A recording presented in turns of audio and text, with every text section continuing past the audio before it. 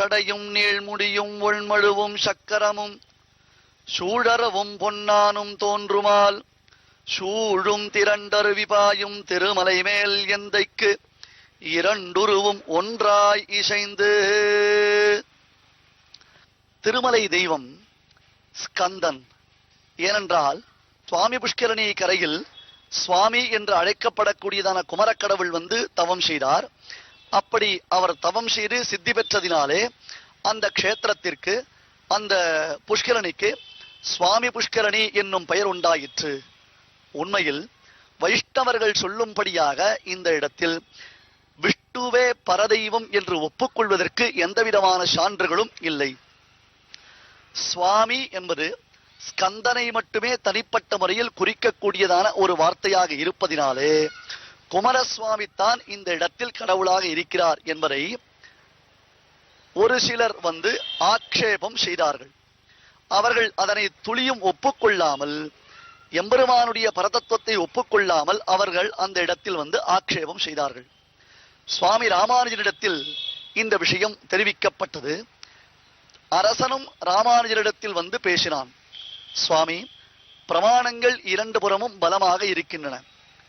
ஒரு புறத்தில் இருவரையிலும் திருமலை தெய்வம் என்பது விஷ்ணுவாகத்தான் எங்கள் முன்னோர்களாலேயும் ஆராதிக்கப்பட்டு வந்திருக்கிறது. நாங்களும் நேற்று வரையில் அப்படித்தான் இப்பெருமானை ஆராதித்து வந்தோம். ஆனால் திடீரென்று ஒரு சிலர் தங்களுக்குரிய பிரமாணங்களை இந்த இடத்தில் தெரிவித்துக் கொண்டிருக்கிறார்கள். அவர்கள் சொல்லுவது சரியா, அல்லது விஷ்ணுதான் இங்கே எழுந்தருள் இருக்கிறாரா? சுவாமி புஷ்கரணி என்றால் என்ன பெயர்? அதற்கும் இதற்கும் பொருத்தமுடையதான ஒரு பதிலை சொல்ல வேண்டும்.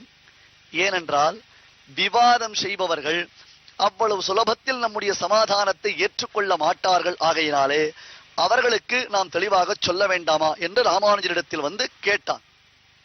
அதற்கு ராமானுஜர் ஒரு பெரும் சபையை ஏற்படுத்தி, அந்த சபையில் எதிராளிகள், பிரதிபந்திகள் தெரிவிக்கக்கூடிய பட்சங்கள் எதுவும் நிலை நிற்க முடியாமல் உத்தமமான 12 புராணங்களில் காண்பிக்கப்படக்கூடியதான ஸ்ரீ ஸ்ரீனிவாசனுடைய வைபவத்தை எல்லாம் எடுத்து காண்பித்தார்.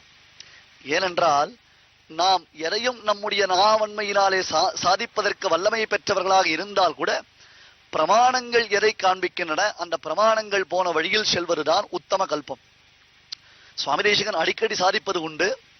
தர்க்க பாண்டித்யத்தால் நினைத்ததெல்லாம் சாதிக்க வல்லதாய் இருக்கச் செய்தையும் பிரமாண சரணனாய் போந்தோம்.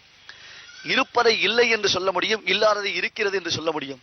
அந்த அளவிற்கு வாத பிரதிவாதங்கள் பண்ணும் சக்தி சாமர்த்தியம் நம்மிடத்தில் இருந்தால் கூட எதையும் பிரமாணத்தை கொண்டு தான் நாம் ஆய்ந்து தீர்மானிக்க வேண்டும்.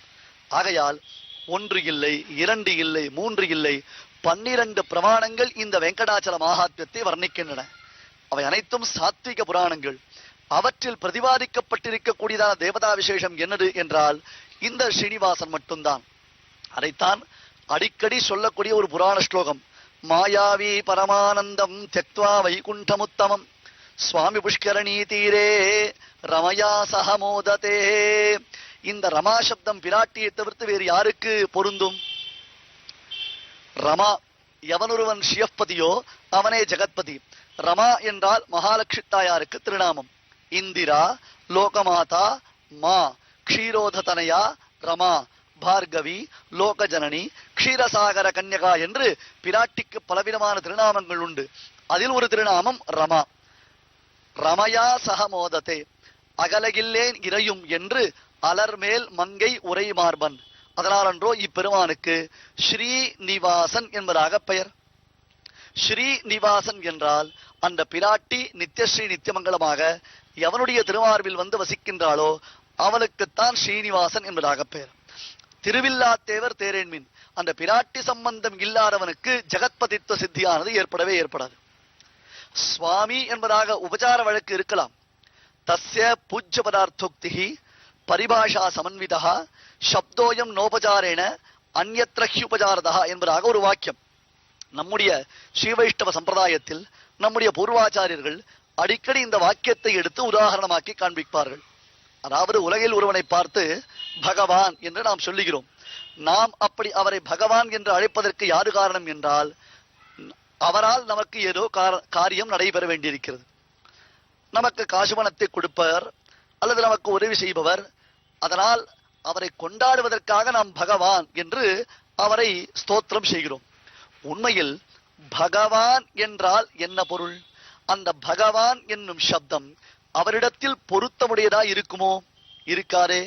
பராசர பட்டர் பகவான் என்னும் சப்தத்திற்கு அர்த்தம் அருளி செய்கிறார்.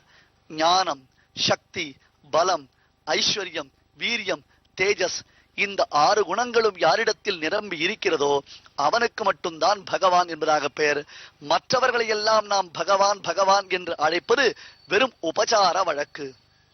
உபசாரம் என்றால் ஏதோ அவரை சந்தோஷப்படுத்துவதற்காக, அவர் மூலமாக நமக்கு ஒரு காரியம் நடைபெறுவதற்காக, நாம் அவரை மகிழ்விப்பதற்காக சொல்லக்கூடிய வாக்கியம் பகவான் என்பதை தவிர்த்து உண்மையில் பகவான் என்னும் திருநாமம் அவரிடத்தில் பொருத்தமுடையதா இருக்கிறதா? உதாரணத்திற்கு அடியனுக்கு அனந்த பத்மநாபன் என்ற திருநாமம் இருக்கிறது என்றால் அடியனுடைய கொப்பூழில் தாமரை மலர்ந்திருக்குமோ? எம்பெருமானுடைய திருநாமத்தை நாம் வைத்திருக்கிறோம். சுந்தரன் என்று ஒருவனுக்கு பெயர் வைத்தால் அவனுக்கு சுந்தரத்துவம் இருக்குமோ? அழகு இருக்குமோ? இதையெல்லாம் உலகியற்கில் நாம் பார்க்கலாம். தத்ர பூஜ்ய பதார்த்தோக்தி பரிபாஷா சமன்விதா. ஐயா, உபசார வழக்கில் சொல்லும் வார்த்தையெல்லாம் பிராமாணிகமாக எடுத்துக்கொள்ள முடியாது. சப்தோயம் நோபசாரேன அந்யத்ர உபசாரதா. எம்பெருமான் ஒருவன் திறத்தில் மட்டும்தான் பகவத் சப்தமானது பரிபூர்ணமாக அது பொருளுடைத்தராய் அமைந்திருக்கிறது. ஏனென்றால் இவன் ஒருவனே ஷாட்குண்ய பரிபூர்ணன் என்பது எல்லா விதமான வேதங்களிலும் வேதாந்தங்களிலும் இதிகாச புராணங்களிலும் ஸ்மிருத்தியாதிகளிலும் நன்கு நிலைநிறுத்தப்பட்டிருக்கிறது. த்ரையந்தைஹி ஏககண்டைஹி ததனுகுணமனவியாச முக்தியோக்திபிஷ்ச ஸ்ரீமான் நாராயணோ நஃபதி அகிலதருண் முக்திரஹா முக்தபோக்யா என்பதாக வேதங்கள் வேதாந்தங்கள் இவை அனைத்தும் ஒரு மிடற்றாக எவனுடைய பெருமைகளை பேசுகின்றனவோ அவன்தான் ஸ்ரீயப்பதி, அவன்தான் ஜெகத்பதி. அந்த பரமாத்மா மாயாவி. மாயன் என்றால் ஆச்சரியமான பல சேஷ்டிதங்களை உடையவன், பலவிதமான லீலா வினோதங்களை உடையவன். மாயனை மன்ன வடமுதலி மைந்தனை என்று ஆண்டாள் நாச்சியாரும் தன்னுடைய பாசுரத்தில் மாயன் என்னும் சப்தத்தை இட்டு அப்பரமாத்மாவை அழைக்கிறார். அது தவிர பகவானும் கீதையில் அருளி செய்யும் பொழுது மமமாயா துரத்தையா மாமேவையே பிரபத்யந்தே மாயாமேதாம் தரந்திதே என்று, அர்ஜுனா, என்னுடைய மாயை மிக மேலானது, என்னையே எவன் ஒருவன் சரணமாக அடைகின்றானோ அவனால் மட்டும்தான் இந்த மாயையிலிருந்து வெளியேற முடியும் என்றெல்லாம் உபதேசித்திருக்கிறான். அத்தகு மாயன் ஆச்சரியமான பல லீலைகளை உடையவன். மாயாவி பரமானந்தம் தக்வா வைகுண்டமுத்தமம். இந்த இடத்தில் 2 பாடங்கள். மாயாவி பரமானந்தா தக்வா வைகுண்டமுக்தமம். எந்த லோகத்தில் எந்த இடத்தில் எப்படி இருந்தாலும் அஜஹத் சுஸ்வபாவன், தனக்கும் தன் தன்மை அறியான் அந்த பரமாத்மா தன் தன்மையை விட்டு கொடுக்காதவன். ஆதியன் சோதியுருவை அங்கு வைத்து இங்கு பிறந்த என்றார் ஆழ்வார். அதனுடைய பொருள் என்ன? ஆதியன் சோதி உருவை அங்கு வைத்து இங்கு பிறந்த என்றால் பரமபரத்தில் இருந்த சோதி உருவை பரமாத்மா விட்டுவிட்டு இந்த பூலோகத்தில் வந்து பிறந்திருக்கிறான் என்பது பொருள் அல்ல.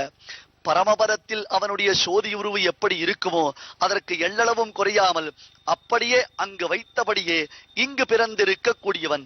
இது போன்ற பல லீலைகளை நிகழ்த்துபவன், இது போன்ற பல விளையாட்டுகளை எல்லாம் செய்பவன், உலகலாம் அழகிலா விளையாட்டுடையவனாக இருப்பதினாலே பரமானந்தகா தக்வா வைகுண்டமுத்தமம், உத்தமமான அந்த வைகுண்டத்தை விடுத்தான். ஏன் விடுத்தான்? வைகுண்டத்தை அவன் விடுப்பதற்கு காரணம் என்ன? அங்கிருந்து இங்கு ஓடி வருவானே என்றால் அதற்குத்தான் அவனுக்கு மாயாவி என்று பெயர் வைத்தாகிவிட்டதே. அவனுடைய லீலா வினோதங்களுக்கெல்லாம் நாம் பொருள் சொல்லிக் கொண்டிருக்க முடியுமா? அந்த லீலா வினோதங்களுக்கெல்லாம் நமக்கு ஏதாவது பதில் சொல்ல முடியுமா? தக்வா வைகுண்டம் உத்தமம் சுவாமி புஷ்கரணி தீரே. இந்த ஒரு வார்த்தை மிக முக்கியமான வார்த்தை. சுவாமி புஷ்கரணி தீரே. இந்த சுவாமி புஷ்கரணியின் கரையில் ரமயா சக மோதத்தே, பிராட்டியுடன் கூடியவனாக அவன் அனுபவித்துக் கொண்டிருக்கிறான். இதற்கு முன்பாக இந்த சுவாமி புஷ்கரணியின் கரையில் நாம் புராணங்களை எடுத்து ஆராய்ந்து பார்த்தோமேனால் சுவாமி புஷ்கரணியினுடைய கரையில் தான் வராகப் பெருமான் இன்றைய தினமும் நித்யஸ்ரீ நித்தியமங்கலமாக சாநித்தியத்துடன் எழுந்தருளி அருள்பாலிக்கிறார். உண்மையில் க்ஷேத்ராதீசன் யார் என்றால் இந்த வராகப் பெருமான் தான். வராகப் பெருமானிடத்தில் அனுமதி பெற்றுக்கொண்டு அன்றோ ஸ்ரீ ஸ்ரீனிவாசன் சுவாமி புஷ்கரணி கரையில் ஆனந்த நிலைய விமானத்தின் அடியில் ஆனந்தமாக அமர்ந்து அருள் பாலிக்கின்றான். எனில் இந்த பெருமான் தான் அந்த உருவம், அந்த உருவம் தான் இந்த பெருமான். வராகப் பெருமான் என்பவன் வேறு இல்லை, ஸ்ரீ ஸ்ரீனிவாசன் என்பவன் வேறு இல்லை. இருந்தாலும் அவர்கள் அவதாரத்தில் செய்யக்கூடிய லீலா வினோதங்களினாலேயும் அர்ச்சாவதாரத்தில் ஆசிரிதர்களான பக்தர்களை தாங்கள் மகிழ்விப்பதற்காகவும் செய்யக்கூடிய பலவிதமான அபிநயங்களில்தான் இது ஒரு அபிநயம். எனவே வைகுண்டமுத்தமம் தெக்வா, உத்தமமான அந்த வைகுண்ட லோகத்தை விடுத்து சுவாமி புஷ்கரணி தீரே, இந்த சுவாமி புஷ்கரணியின் கரையில் ரமயா சகமோதத்தே, பிராட்டியுடன் கூடியவனாக பரம சௌக்கியமாக எந்தவிதமான கிளேசங்களும் இல்லாமல் கலியுகத்தில் கண்கண்டறியுமாக தன்னை நாடி வரக்கூடிய பக்தர்களுக்கு எல்லா விதமான மங்களங்களையும் வளங்களையும் வாரி வாரி வழங்கும் வள்ளலாக கலவு வெங்கடநாயகா என்று திருநாமம் பூண்டவனாக விளங்குகிறானே. எனில் சுவாமி என்று நீங்கள் சொல்லக்கூடியதான அந்த குமாரசுவாமியை குறிக்கக்கூடிய வார்த்தையாது.